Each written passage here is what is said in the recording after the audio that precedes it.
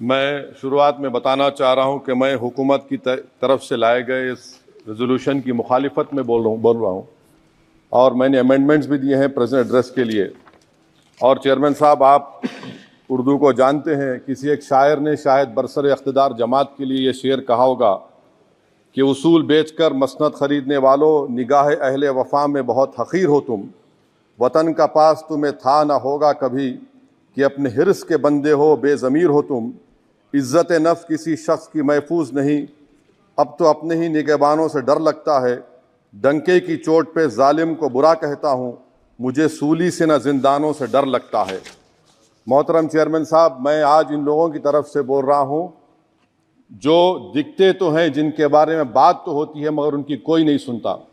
मैं उनके बारे में बोल रहा हूँ जिनके बारे में वज़ीर आज़म मोदी ने कहा था कि घुसपैठी है। मैं उन बेटियों और माओं के बारे में कह रहा हूँ जिनके बारे में मोदी ने कहा कि ज़्यादा बच्चे पैदा करते। मैं उन मासूम नौजवानों के बारे में कह रहा हूँ जिनको मॉब लिंचिंग के ज़रिए मारा जा रहा है। मैं उन बेज़ुबान माँ और बाप के बारे में बोल रहा हूँ जिनकी औलाद आज इस हुकूमत के गलत कानून के चक्कर में जेलों में सड़ रहे हैं। सर, मैं दस्तूर जब इस ऐवान में बन रहा था, संविधान बन रहा था, तो उस वक्त अलहदा वोटर लिस्ट और इंतखाबी रिजर्वेशन की बात आई, तो उस वक्त के हमारे फाउंडिंग फादर्स ने, हमारे बुजुर्गों ने, दोनों समुदाय के हिंदू और मुसलमानों ने फैसला किया कि हम इस पर राज़ी नहीं होंगे। बल्कि उन्होंने क्या कहा था हमारे फाउंडिंग फादर्स ने, उन्होंने मुखालिफत की थी अलहदा वोटर लिस्ट की और इंतखाबी रिजर्वेशन की। उन्होंने कहा था, I quote sir, it is the duty of majority community to ensure that minorities are elected in the representative numbers. BJP मुसलमानों की नफरत पर जीतती है और मुसलमानों के नाम निहाद मसीहा मुसलमानों के 90% ज़्यादा वोट हासिल करते हैं, मगर फिर भी इस ऐवान के दरवाजे नहीं खुलते मुसलमानों के लिए, और सिर्फ 4% मुसलमान जीत कर आते हैं।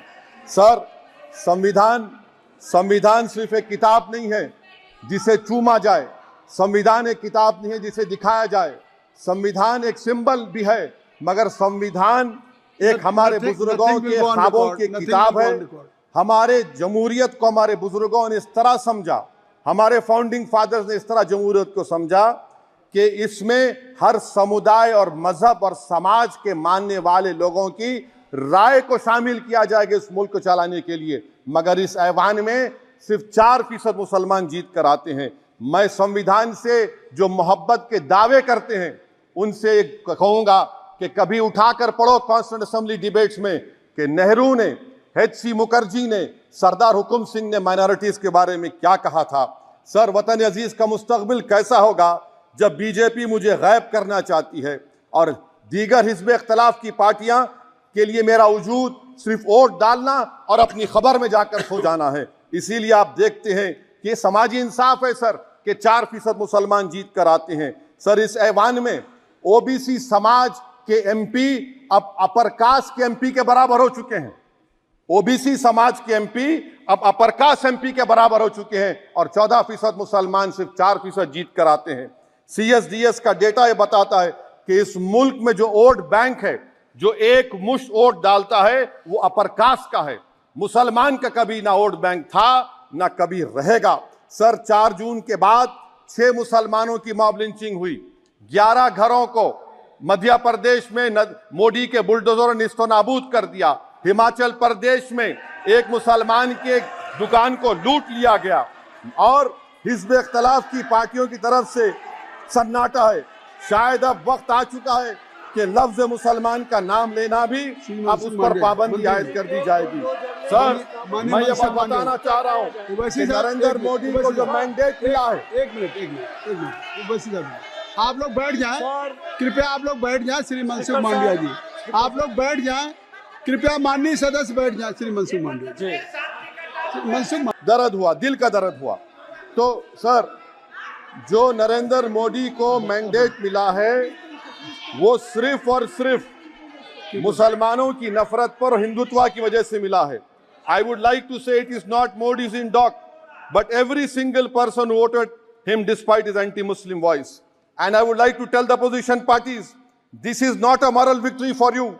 This is a victory of majoritarianism. Everyone should contemplate and do introspection Why is it that the OBCs and the upper caste are getting their due representation? Why are the Muslims not getting? Are we here only to vote for you and not to get elected? If that is the case, please tell us that we are only here to vote for you. Sir, आज भारत के आधे नौजवान बेरोजगार हैं और रोजगार की तालाश, बेरोजगारी का आलम यह है सर कि मोदी सरकार के 5 साल में 75 लाख एस्पिरेंट्स की जिंदगी बर्बाद हो गई, 6 पेपर लीक हुआ।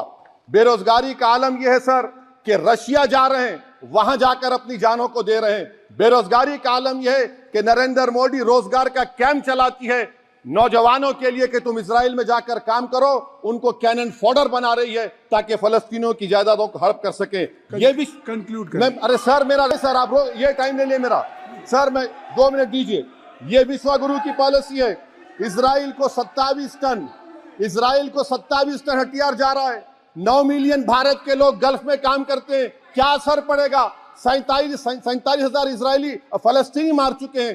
क्या है हमारी पॉलिसी सर? क्यों हथियार दे रहे हैं सर? नस्लकशी हो रही है। सदर जमहूरिया के खुतबे में राष्ट्रपति के सर, मैं उसी पे बोल रहा हूं सर, उसमें लिखा हुआ है फॉरेन पॉलिसी के ऊपर, आप पैराग्राफ नंबर 25 देख लीजिए। सदर जमहूरिया में सैचुरेशन अप्रोच है। क्यों नहीं मोदी सरकार माइनॉरिटीज को फ्री स्कॉलरशिप को डिमांड करती है सर? उसको आपने बजट कम कर दिया सर। बनारस का बुनकर 18 महीने से मंडी का शिकार है, सूरत और बेंगलुरु जा रहा है सर। आखिरी बात कंक्लूड कर रहा हूं, आखिरी बात सर, पनून केस में निखिल गुप्ता, मोदी ने कहा था कि हम घर में घुसकर मारा, तो निखिल गुप्ता को किसने ऑर्डर दिया था पनून को मारने का?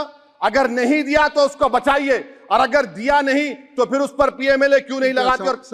सर समाप्त करो। कमेटी बनाई आपने, उसका क्या हुआ सर? हम एससीओ को नहीं जा रहे सर। मैं आपको बता रहा हूं कि मैं अपनी इस तकरीर को टीपू सुल्तान की नजर, सुनिए सर, अब हो गया खत्म कर रहा हूं सर। मैं अपनी तकरीर को टीपू सुल्तान के नजर कर रहा हूं। ये टीपू सुल्तान की फोटो है, क्या आप इससे भी नफरत करेंगे सर? ये संविधान में टीपू सुल्तान की फोटो है जिस पर वल्लभ भाई पटेल ने साइन किया, श्यामा प्रसाद मुखर्जी ने साइन किया। ये आपकी नफरत है सर। आखिर में मैं अपनी बात को खत्म कर रहा हूं इस शेर पर कि क्या दिन दिखा रही है सियासत की धूप छांव।